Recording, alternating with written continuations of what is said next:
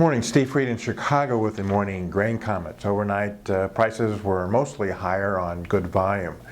When we look at the extended forecast this week for the U.S. Midwest, it looks like temperatures are going to warm up back closer to normal, and that rainfall will be kind of limited until later this week and weekend.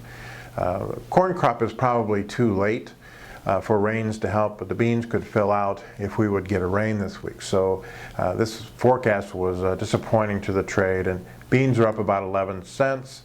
Corn's up anywhere from 7 to 8 cents. Wheat actually has been about unchanged, maybe a penny lower.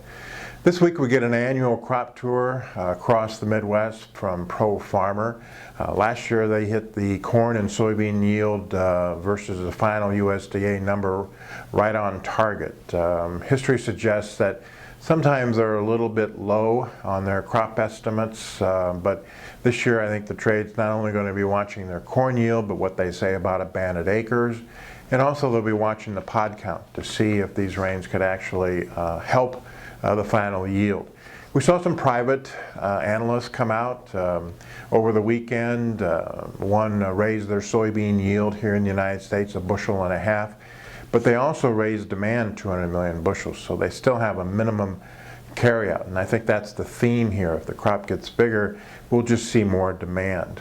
As far as corn is concerned, they continue to have a high corn yield, but they have lower harvested acres in the U.S., and they added 600 million bushels to the demand side, mostly in feed and residual and a little bit in ethanol.